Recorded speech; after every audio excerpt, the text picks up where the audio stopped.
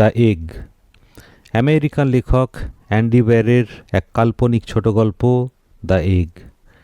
2009 সালে গল্পটি লেখকের ওয়েবসাইটে প্রথম প্রকাশিত হলে গল্পটি প্রায় 30টি ভাষায় অনুদিত হয়ে অত্যন্ত জনপ্রিয়তা লাভ করে।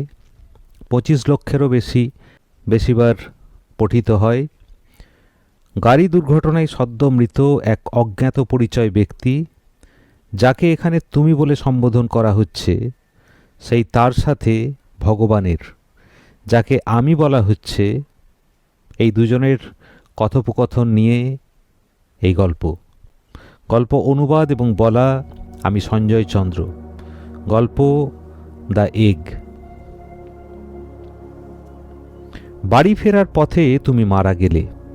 তেমন বিশাল তোলপাড় করা কোনো কিছু না, কিন্তু প্রাণঘাতী এক কার অ্যাক্সিডেন্ট, যন্ত্রণাহীন মৃত্যু। ডাক্তার, নার্স সবাই খুব চেষ্টা করেছিল তোমাকে বাঁচাতে, কিন্তু তুমি এতটাই দুমড়ে মুচড়ে ক্ষতবিক্ষত হয়ে গেছিলে। কি হয়েছিল?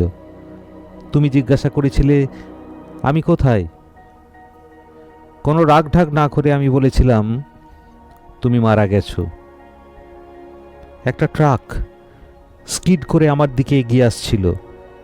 হ্যাঁ ঠিক, আমি বলেছিলাম, আমি মারা গেছি। হ্যাঁ, দুঃখ পেও না, একদিন সবাইকে মরতে হয়। তুমি চারপাশে তাকালে, মহাশূন্য, কেবল তুমি আর আমি। এটা কোথায়? তুমি জিজ্ঞাসা করেছিলে। এটা কি মরণের পরে?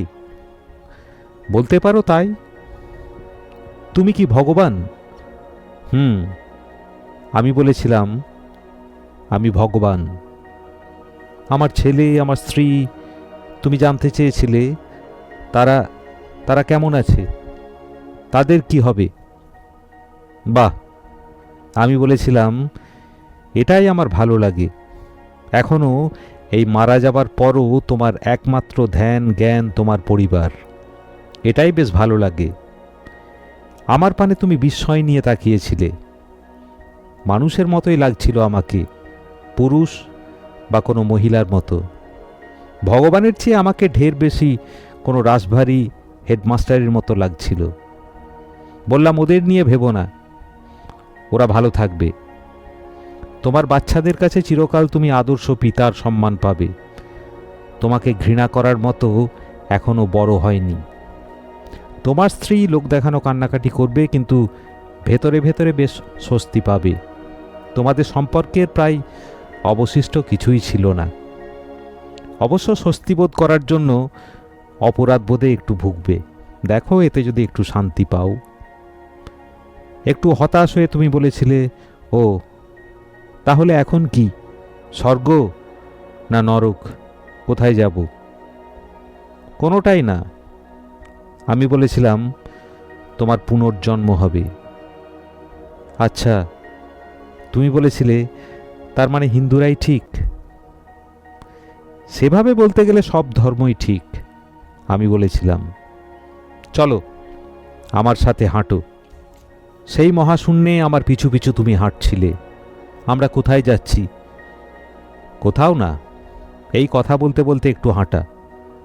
তুমি বলেছিলে, তাহলে নবজন্ম মানে সেই আবার প্রথম থেকে সব কিছু, সেই শূন্য থেকে শুরু, ফাঁকা স্লেটের ওপর আঁচড়ের পর আঁচড়, শিশুকাল থেকে যতক্ষণ না মৃত্যু, এই জীবনের ছিটে ফোঁটা লেশমাত্র থাকবে না, তাই তো? আমি বলেছিলাম, না, তা নয়। তোমার মধ্যে পূর্বজীবনের সমস্ত জ্ঞান, অর্জিত সমস্ত অভিজ্ঞতা সবই থাকবে, কিন্তু তুমি মনে রাখতে পারবে না। আমি থেমে তোমার কাঁধে হাত রেখে বলেছিলাম, তুমি, তোমার আত্মা কি মহান, কি সুন্দর, কি বিশাল, তা তুমি কল্পনাও করতে পারবে না। মানুষের মন এই বিশালতার, এই সৌন্দর্যের সামান্যই ছোঁয়া রাখতে পারে। সেই গরম গ্লাসে একটা আঙুল ঠেকানোর মতো, গরম বা ঠান্ডা পরখ করার জন্য। সামান্য অংশ থেকে পুরোটার অনুভূতি পেতে পারো মাত্র। এই জন্মে তুমি মাত্র 48 বছরই বেঁচেছিলে। তোমার সমগ্র জন্মের মাপে তা অতি সামান্যই। এখানে বেশিক্ষণ থাকলে তোমার আগের অনেক জন্মের স্মৃতি মনে পড়বে, সেটা উচিত নয়। পুনর্জন্মের মধ্যে মধ্যে সেটা উচিত নয়। কতবার জন্মেছি আমি, কতবার পুনর্জন্ম হয়েছে তুমি জানতে চেয়েছিলে। অনেকবার। এইবার তুমি 540 খ্রিস্টাব্দের চীনের এক কৃষক কন্যা হিসেবে জন্ম নেবে। তুমি অবাক হয়ে তোতলাতে তোতলাতে বললে, সে কি, আমাকে অতীতে পাঠাচ্ছ? সময়ের নিরিখে হয়তো তাই, কিন্তু সময় শুধু তোমাদের বিশ্বেই সীমাবদ্ধ। আমি যেখানে বিরাজ করি সেখানে সময় বলে কিছু হয় না। তুমি কোথায় থাকো তুমি জানতে চেয়েছিলে। আমি বললাম যে সে তুমি বুঝবে না, আমার মতো আরও আছে সেখানে। তুমি নিরাশভাবে বললে, ও আচ্ছা। তারপর বললে, আচ্ছা, আমি যদি অতীত, বর্তমান, ভবিষ্যৎ যে কোনো সময়ে জন্ম নিই, কখনো তো নিজের সাথেই দেখা হয়ে যাওয়া সম্ভব। সম্ভব কি? দিবারাত্র তো তাই হচ্ছে। কিন্তু যেহেতু দুজন নিজেদের জীবনটাই খালি মনে রাখতে পারে, কেউই বুঝতে পারে না এই দেখা হওয়াটা। এর মানে কি? এই অবিরাম পুনর্জন্মের মানে কি? জীবনের মানে জানতে চাইছ? সেই চিরাচরিত প্রশ্ন। আমি এড়িয়ে যেতে চাইলাম, কিন্তু তুমি হাল না ছেড়ে আবার বললে, প্রশ্নটা কিন্তু গুরুত্বপূর্ণ। জীবনের মানে কি? আমি তোমার পানে তাকিয়ে বললাম, জীবনের লক্ষ্য, জীবনের মানে, যার জন্য এই বিশ্ব ব্রহ্মাণ্ড আমি সৃষ্টি করেছি, তা হলো তোমাকে পরিণত করা। মানে তুমি চাও আমরা মানব সমাজ যেন পরিণত হই। না, মানব সমাজ নয়, শুধু তুমি। এই বিশ্ব ব্রহ্মাণ্ড শুধু তোমার জন্য তৈরি। প্রতিটি নূতন জন্মের সাথে সাথে তুমি আরও পরিণত হও, তোমার বুদ্ধি আরও শানিত হয়, পূর্ণতা লাভ করে। শুধু আমার জন্য? তাহলে অন্যেরা কি? এখানে অন্য কেউ নেই। আমি বললাম, এখানে এই বিশ্বে শুধু তুমি আর আমি। তুমি হাঁ করে আমার পানে তাকিয়েছিলে। তাহলে পৃথিবীতে এত লোক? সব তুমি, সব তোমার নানা জন্মের তুমি। তার মানে আমি সবাই? এই তো বুঝতে পারছো। আমি তোমার কাঁধে হাত রাখলাম স্নেহ ভরে। পৃথিবীতে যত মানুষ ছিল, আছে, থাকবে, সবাই আমি। আমি অ্যাব্রাহাম লিঙ্কন। হ্যাঁ, আবার তুমি তার হত্যাকারী জন উইলকেস বুথ। আমি বললাম। তুমি গভীরভাবে আতঙ্কিত হয়ে বললে, আমি হিটলার।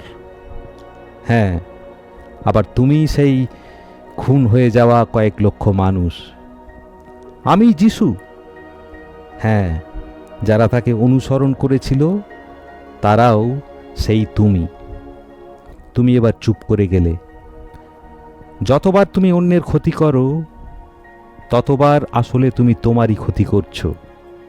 যখন তুমি অন্যের প্রতি মানবিক হও, দয়া দেখাও, আসলে তুমি নিজের প্রতিই মানবিক হচ্ছ। মানুষের প্রতিটি ভালো মন্দ, দুঃখ, আনন্দ সব তোমার। তুমি সব অনুভব করো। তুমি অনেকক্ষণ ভেবে জিজ্ঞাসা করলে, এসব কি, এসব কেন করছো? কারণ একদিন তুমি আমার মতো হয়ে উঠবে, সেটাই ভবিতব্য। তুমি আমার অংশ, আমার সন্তান। তুমি একরাশ বিস্ময় আর অবিশ্বাস নিয়ে বললে, ওয়াও, তার মানে আমি ভগবান? এখনো নয়, ধীরে ধীরে তুমি সম্পূর্ণতা লাভ করছো। সব কটা জন্ম পার হলে তুমি নূতন সত্তা পাবে। এখন তুমি কেবলই বাড়ছ। হ্যাঁ, তার মানে এই বিশ্ব ব্রহ্মাণ্ড আর আমি ডিমের মতো। আমি বললাম, একদিন পূর্ণতা লাভ করে প্রকাশিত হবে। চলো, এখন তোমার পরের জন্মে যাওয়ার সময় হয়েছে। আমি তোমাকে নূতন জন্মে পাঠালাম।